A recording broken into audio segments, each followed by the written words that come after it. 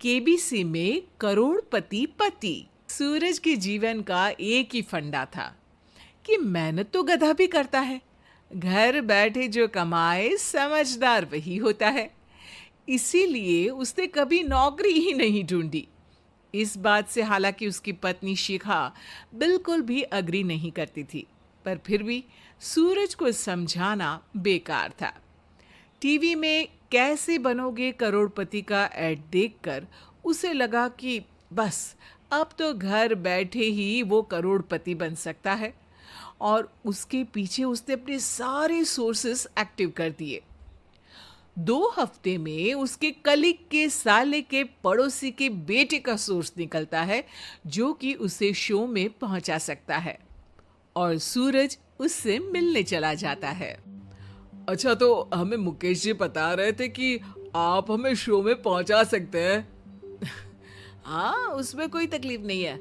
मैं कल अगर कोशिश करूँ तो इसी महीने में आपका नंबर आ जाएगा। अरे ये तो बहुत बढ़िया हो गया। अच्छा, वो सिलेबस और क्वेश्चन पेपर का कोई जुगाड़ है क्या? हैं? उसका तो कोई जुगाड़ नहीं है। तो वो वाकई में कुछ भी पूछ सकते हैं? हाँ, वो तो बच्चन जी पर है, जो पढ़ते हैं वो पूछ लेते हैं। पहली कोशिश फेल होने पर अब सूरज के सामने एक बहुत बड़ा सवाल था कि आखिर जवाब कहाँ से लाए। तब शिखा ने एक सजेशन दिया, क्यों ना सूरज अपने चचेरे भाई सुमित से मदद मांगे, जो कि यूपीएससी की तैयारी कर रहा था। हालांकि इतनी मेहनत करना सूरज को समझ में नहीं आता था, पर कोई और रास्ता ना मिलने पर वो आखिर सुमित से बात करता है। अरे सुमित, हमारा कैसे बनोगे करोड़पति के लिए सिलेक्शन होने वाला है। तुम हमें थोड़े चिट बनाने में मदद करोगे क्या?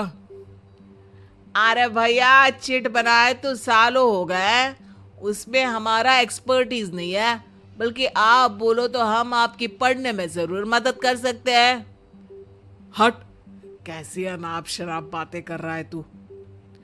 सूरज ने सुमित को मना तो कर दिया था, पर तैयारी करने के सिवाय कोई चारा उसे दिख भी नहीं रहा था। खासकर जब 12 के पेपर लीक करने के एक्सपर्ट शुक्ला जो भी हाथ जोड़ लेते हैं। आखिर सूरज को सुमित के पास जाना ही पड़ा, और उसने सुमित और शिखा से वादा किया कि वो बहुत मेहनत करेगा।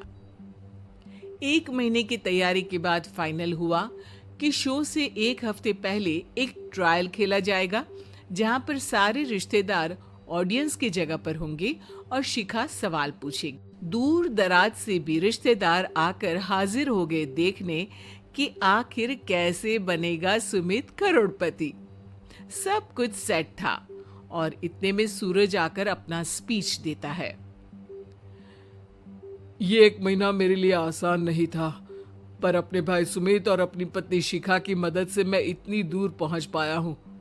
मेरे मम्मी पापा के आशीर्वाद ने भी बहुत साथ दिया है मेरा। मैं उम्मीद करता हूँ कि आज के शो में आप लोगों को बहुत मजा आएगा। साक्षी पहला सवाल पूछती है, और पूरे कमरे में सन्नाटा छा जाता है। इंडिया में कितने स्टेट्स हैं? 3, सॉलिड, लिक्विड और गैस। अरे रुकिए, तो ऑप्शंस तो देने दीजिए। इतने में 5वीं कक्षा का चिंटू बोल उठता है, अरे क्या मामा, आप तो पहले सवाल पर ही आउट हो गए। अरे बेटा, पहला सवाल तो ट्रायल होता है ना। अरे तुम अब देखना। देखने जैसी बात तो थी ही। सूरज को इतना शांत किसी ने नहीं देखा था। कभी कभी तो लगता था मानो सूरज आंख खोलकर ही सो गया हो। मामा जल्दी करो प्लीज, कल सुबह पनवेल भी तो निकलना है। अरे हट, कंसंट्रेट करने दे मुझे। 3 सवाल में 3 लाइफलाइन खत्म हो चुकी थी, और अब चौथे सवाल पर भी सूरज का मौन नहीं टूटा। पर सूरज अभी भी हार मानने को तैयार नहीं था। उधर हर कोई सूरज को छोड़ सुमित को देख रहे थे। आखिर सुमित ने ही तो पढ़ाया था सूरज को। गजब बेइज्जती है यार। अरे बेटा, तो बाप का, दादा का, भाई का, सबका नाम बुड़वाएगा। अरे 3-3 लाइफ लाइन ले ली तो भी तेरा कुछ नहीं होना है। अरे कोई इतनी बात करता है क्या शो पर? अरे बेटा, शो पर तेरे जैसे भी तो नहीं आते ना। सूरज की ये जंग आखिर 1 घंटे बाद 5वें सवाल पर खत्म हो गई, जब उसने इंडिया के नेशनल बर्ड का नाम कहा, कौवा। अरे बेटा, मजा तो बहुत आया, बस थोड़ा टाइम पर खत्म होता तो आनंद भी आ जाता। ताने बारिश के बूंदों की तरह बरस रहे थे और सूरज को भी समझ आ रहा था कि ये करोड़पति बनना शायद उसके बस के बाहर की बात है। पर वो आखिर ये बात मान कैसे लेता? वो सख्त लौंडा जो ठहरा, उसने सोचा कि बेइज्जती तो हो ही चुकी है, पर अगर मैं हार नहीं मानूं तो शायद कुछ हो सकता है। शिखा, तुम देखना, असली शो में आग लगा दूंगा, आग। करोड़पति बनूंगा मैं। हाँ, सब्जियां खत्म हो गई है घर पे, ले आओ। पहले पति बन जाओ, फिर करोड़पति बनना।